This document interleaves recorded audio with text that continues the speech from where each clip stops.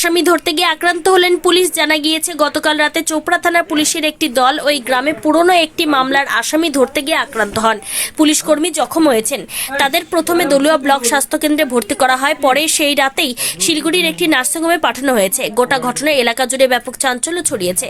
এদিকে গতকালের ঘটনার পরিপ্রেক্ষিতে আজ সকাল থেকে বিশাল পুলিশ বাহিনী সেই আমতলা গ্রামে গিয়ে অভিযুক্তকে ধরতে ব্যাপক তল্লাশি শুরু করেছে।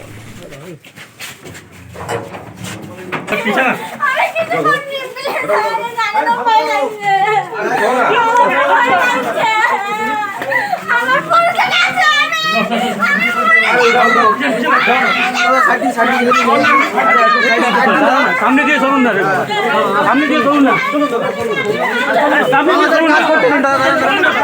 আমাকে একা ধরে ধরতে চাই।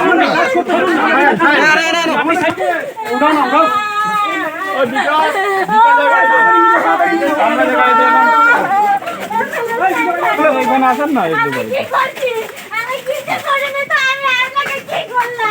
চলো চলো ট্রেনে নিয়ে চলো। এটা না এটা না এটা না এটা না বাবুরা, ওটা ওটা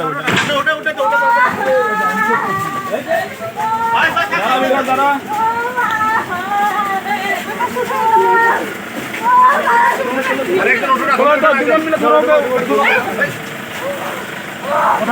আরে বাবু এদিকে আয় না, লেডি লেডি ওইদিকে ধরে টানো একটু প্লিজ।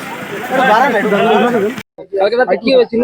কালকে রাতে শুনলাম যে দিনমোহনের বাড়িতে পুলিশ আসছে, মানে পুলিশ আসার পরে ওর ছোট ছেলেটাকে ধরেছে, ধরার পরে বড় ছেলেটা তেরোয়ার নিয়ে এসেছে, আসার পরে পুলিশকে কাটাকাটি শুরু করে দিয়েছে। তখন অল্প অল্প বৃষ্টি আসতেছিল বা গ্রামের আশেপাশে কেউ জাগানো ছিল না, ঘর থেকে বাইর হয়নি। ঘটার পরে পুলিশ যখন পালাচ্ছে, গোগ দোয়াদুই হচ্ছে, মানুষ শুনছে, তারপরে মানুষ বেরিয়ে এসে দেখছে যে রক্ত রক্ত হয়ে গেছে, তখন সবাই তো প্রায় এই পাড়ার সবাই পালিয়ে গেছে। কত রাত্রে ঘটনা এটা রাখে না, 1:45টার দিকে। পুলিশের গাড়িও ভাঙচুর করা হয়েছিল? পুলিশের গাড়ি ভাঙচুর করা হয়নি, পুলিশগুলো তো পালিয়ে যাচ্ছে। তখন সেলিম যে ড্রাইভার ছিল, তখন ওই গ্রামের ভিতরে গেছিল, ওর পেটে এক চাকু লাগানো হয়েছিল, কোপানো হয়েছে। তারপরে আমি একটা ছেলেকে দিয়ে, তার নাম হলো নসিরউদ্দিন, ওকে দিয়ে আমি পুলিশে ওই হসপিটালে পাঠাইছি। হসপিটালে পাঠার পরে আমি যোগাযোগ ওর সাথে রেখেছি, পুলিশ ওদেরকে আটকে রেখেছিল, সকালে আবার পাঠিয়ে দিয়েছে পুলিশ। কতজন পুলিশ কর্মী যখন? শুনলাম যে 4 জন ওখানে হয়েছে, আর ড্রাইভারও হয়েছে 3 5 জন টোটাল। সকালে পুলিশ আসছিল নাকি? সকালে আসছে, রাত্রে আসছে। আমাদের প্রায় যে যতগুলো আছে মানে গ্রামবাসী, এরা ভয়ে থাকার ইচ্ছা মতো নেই। আপনাকে ভয়ে আতঙ্কে আছেন? হ্যাঁ, আতঙ্কে আছে, এটাই ভয় যে ওরা ঘটাইছে, আমাদেরকে পুলিশ ধরে নিয়ে যাবে নাকি, রাস্তায় পড়লে ধরতেও পারে, তার জন্য আমরাও ভয়ে আছি।